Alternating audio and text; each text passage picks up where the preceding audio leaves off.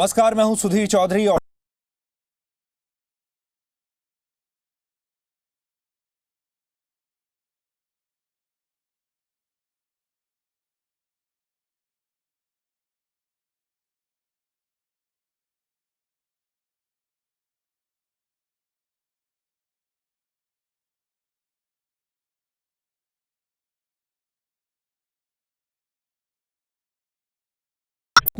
कोई छोटी मोटी घटना नहीं है, क्योंकि इसी चीन ने 1962 के युद्ध के बाद भारत की 45,000 वर्ग किलोमीटर जमीन पर कब्जा कर लिया था। ये आकार में स्विट्जरलैंड और नीदरलैंड जैसे देशों के बराबर है। आज हम कुछ नक्शों और तथ्यों बताएंगे कि कैसे चीन भारत के राजनीतिक नेतृत्व की कमजोरी का फायदा उठाकर एक एक इंच करके भारत के इलाकों पर कब्जा करता चला गया और तत्कालीन प्रधानमंत्री जवाहरलाल नेहरू हिंदी भाई भाई के नशे में डूबे रहे। अगर भारत ने पाकिस्तान और चीन के साथ ये सख्ती पहले दिखाई होती तो आज भारत की 1,28,000 वर्ग किलोमीटर जमीन पर पाकिस्तान और चीन का कब्जा नहीं होता।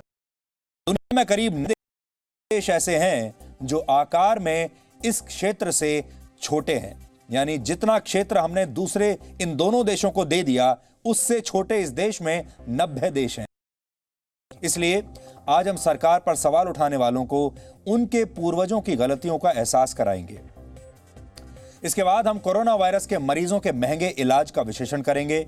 मुंबई संक्रमित मरीजों की संख्या के मामले में चीन के शहर वुहान को अब पीछे छोड़ चुकी है, तो दिल्ली की और देश की राजधानी दिल्ली में अगले 1 से 1.5 महीने में यह संख्या लाख के पार जाने की आशंका है।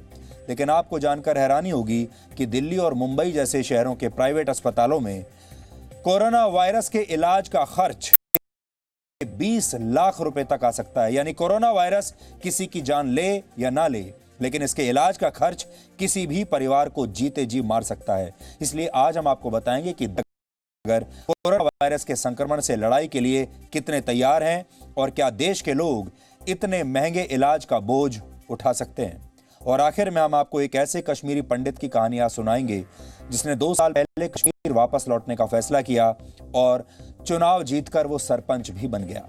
लेकिन कल आतंकवादियों ने इस कश्मीरी पंडित की हत्या कर दी। अब इस हत्या पर राजनीति शुरू हो गई है और बहुत सारे लोग इस कश्मीरी पंडित की हत्या का जश्न मना रहे हैं। इसलिए इन लोगों का पर्दाफाश हम करेंगे। लेकिन सबसे पहले आज